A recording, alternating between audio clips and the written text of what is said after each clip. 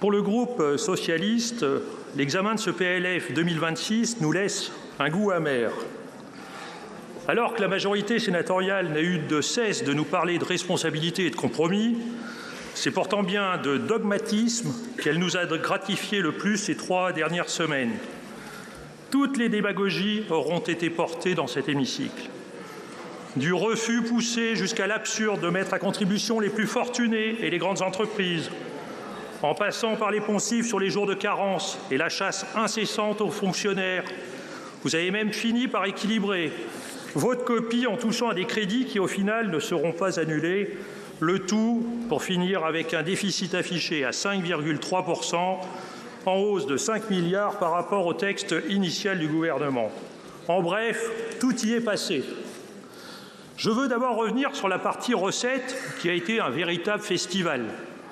On pourrait presque en rire si cela n'avait pas d'incidence sur notre déficit, car avec cette partie recettes votée, le solde budgétaire se dégraderait de 7,7 milliards d'euros et creuserait le déficit à 5,1 contre 4,7 dans le texte initial.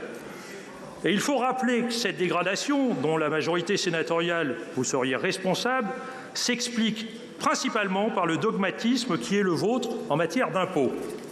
C'est ainsi que vous n'avez rien trouvé de mieux à faire que supprimer la surtaxe sur les grandes entreprises pour 4 milliards d'euros, tout en vidant de sa déjà rachitique substance la taxe sur les holdings, le tout pour 900 millions d'euros. Vous avez aussi réduit le rendement de l'impôt sur la fortune immobilière pour 600 millions d'euros. Après de tels exploits, ne venez plus nous parler de sérieux budgétaire, alors même que vous creusez le trou du déficit à la pelleteuse. Au moment même où notre pays se retrouve avec la dette la plus importante de son histoire, dans une période à bien des égards semblable à celle qui a précédé la Révolution et les 2 guerres mondiales. Ce budget n'est pas satisfaisant et notre insatisfaction s'apprécie plus à l'aune de ce qu'il manque plutôt que ce qu'il comprend. Mais nous l'avons tous compris, il existe des débats interdits que nous n'aurons pas pu avoir. Tout d'abord sur l'héritage. Une fois de plus, cette Chambre a fait preuve d'un dogmatisme quasi unanime. Alors que ce mois-ci, un rapport de la Cour des comptes enjoint les pouvoirs publics à prendre des mesures fortes pour mieux encadrer l'héritage, aucun de nos amendements n'a trouvé grâce à vos yeux sur ces bancs. Pourtant, le temps presse, tant socialement qu'économiquement. Mais l'héritage n'aura pas été le seul sujet qui aura été volontairement escamoté dans ce débat. Au-delà de l'urgence budgétaire, c'est l'urgence climatique qui n'est pas traitée dans ce budget. Pourtant, le dérèglement climatique est là. Il chamboule des vies.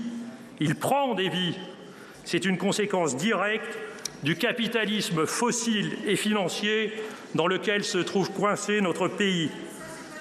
Cette année encore, des coupes dans le fonds Barnier et une amputation des fonds à la rénovation thermique sont à l'œuvre. Nous sommes bien loin des 37 milliards d'investissements publics qu'il faudrait mettre tous les ans sur la table pour être à la hauteur et protéger les Français. Et pourtant, vous avez refusé toute perspective au fonds vert. Nos collectivités territoriales et nos élus locaux auront pu également constater votre double discours. Après un congrès des maires, durant lequel vous n'avez eu de cesse de vous ériger en défenseur de nos territoires et de la décentralisation, vos positions durant l'examen de ce PLF témoignent de l'exact opposé. Dotation non indexée, ponction dans les variables d'ajustement, maintien du DILICO, et j'en passe. Non, la droite sénatoriale ne protège pas les collectivités. Alors certes, il y a eu quelques avancées, notamment la suppression de la fusion des dotations territoriales et l'abondement du fonds de sauvegarde des départements, dont le groupe socialiste y a joué un rôle central, clair, fidèle à ses engagements. Mais ces avancées ponctuelles ne sauraient masquer l'essentiel. Vous continuez d'accompagner un projet centralisateur et vous sacrifiez une fois encore les collectivités territoriales sur l'autel de choix idéologiques. Il y a quelques années, à l'occasion de débats budgétaires, le président de la commission des finances, Claude Raynal, évoquait un gouvernement Shadok qui creusait, sans qu'il ne se passe jamais rien. Je crains aujourd'hui de faire le même constat avec une majorité sénatoriale qui joue aussi très bien son rôle de Shadok. Ce budget ne résoudra aucun problème et risque même d'en créer. Et comme je sais que cette Assemblée n'aime rien moins que comparer notre pays à l'Allemagne, alors si vous me le permettez, je vais aussi y aller de ma comparaison. De part et d'autre du Rhin, nos pays traversent des crises analogues, où la dégradation politique trouve son origine immédiate dans la question budgétaire. L'insistance du ministre libéral des Finances, Christian Lindner, en faveur de baisse d'impôts pour les hauts revenus et d'une suspension des objectifs climatiques a paralysé l'exécutif. Et l'arrivée de Friedrich Merz à la chancellerie n'a apporté aucun répit. Les investissements pourtant aussi urgents dans les services publics, les systèmes de santé et de retraite et dans la transition écologique demeurent entravés par l'orthodoxie budgétaire allemande et par une dette qui est roulée comme un hamster tourne dans sa cage sans aucun horizon.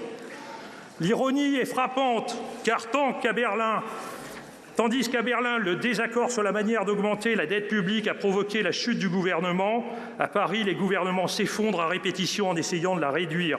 C'est au nom du budget qu'il pensait non votable à l'automne dernier que le président Macron a dissous l'Assemblée. Cette situation en miroir de part et d'autre du Rhin n'est cependant pas le fruit du hasard. La panique budgétaire qui saisit aujourd'hui notre pays, comme l'Allemagne, tient avant tout d'un réflexe idéologique. Nous ne sommes pas dupes. Les gouvernements centristes, qu'ils soient dirigés par M. Macron ou M. Merz, continuent d'utiliser la crise des finances publiques pour masquer leur incapacité à élaborer un programme social et écologique réaliste et durable. Et c'est précisément derrière cette impensée que la majorité sénatoriale s'est cachée durant nos débats. En conclusion, ce budget ne résout strictement rien. Pire, en supprimant et diminuant les rares dispositions qui ne pouvaient pas faire supporter de manière trop disproportionnée, vous avez réduit substantiellement les chances de notre formation politique de trouver un compromis acceptable en CMP. Pour conclure. Sans compromis, vous risquez d'entraîner notre pays vers une impasse institutionnelle dont vous porterez l'entière responsabilité. Vous l'aurez compris, mes chers collègues, en l'état, c'est donc naturellement que le groupe socialiste votera contre ce budget.